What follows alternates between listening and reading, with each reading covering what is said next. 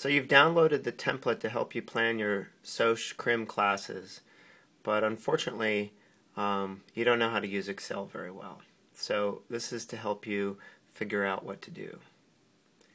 In Excel there are tabs, and they're located at the bottom of the page, and you can see down here that we are on the furthest left tab called Notes. And if I zoom in here using my high technology, you can see the other ones say Fall 2009, Fall 2010, 2011, 2012. Well, you should use the version of the template that corresponds to the year you started school. So if you started at OU and say Fall 2010, like that, that means that you've been here for a year under quarters, and then another year under quarters, and then next year, which is the current year, and then next year you're going to be under semesters. There's only 2 of those, right? And then the next year after that, your senior year, you'll be under semesters. Okay? So when you look at this, all this planner is doing is making space for you to enter in classes that you need to take.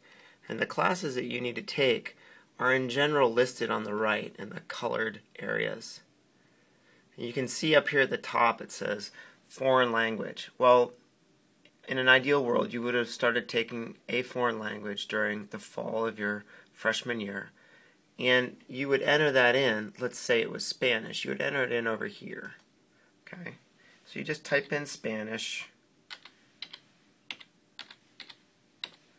like that, hit return, or actually maybe you should specify Spanish 111. So if you need to add something new into a cell, when you click on it, up here in the formula bar appears the stuff that's in that cell. So then if you click in the formula bar, you can add info. So we'll put 111 right there.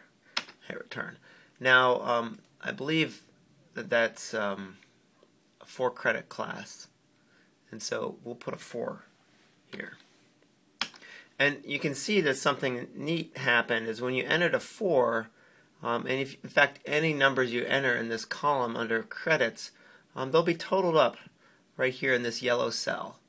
And then right below that one, there's one that says annual total, and it's adding the totals from fall, winter, and spring. Okay? So the nice thing is that it adds that up for you, but a key thing to remember is in these yellow cells you don't want to add anything in there, because if we look at it up here in the formula bar, we can see it's a formula. It says it's equal to the sum of the range between E5 and E10. And so if you enter like a number in there or something, it'll make it so it doesn't add correctly anymore. So just leave those yellow cells alone.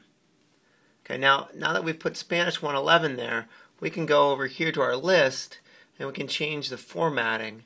Okay, up here we can change the color of that to let's say red to indicate we're done. Well, we just changed the text, so maybe instead of the text we want to leave that as black, but we want to change the background, and we're going to make that red like that. So now we know we're done.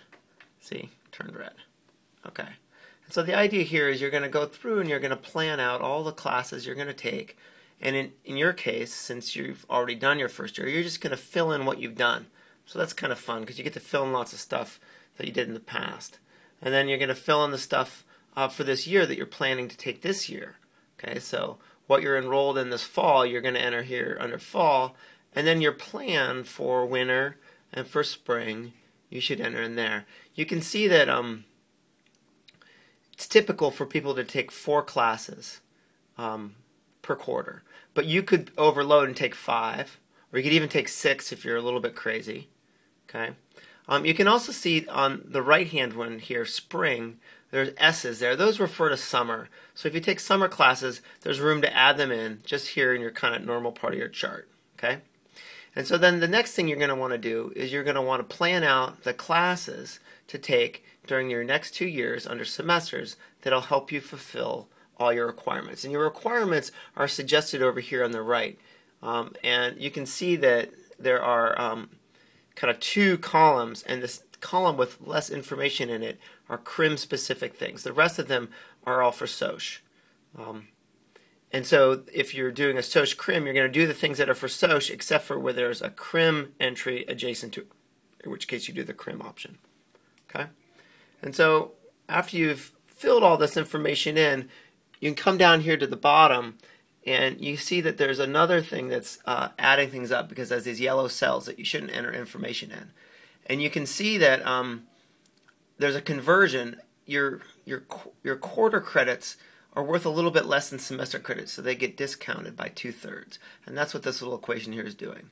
And what's going to do is going to add up all your quarter credits and then discount them and then add them to your semester credits, and that should add up to about 120 semester credits.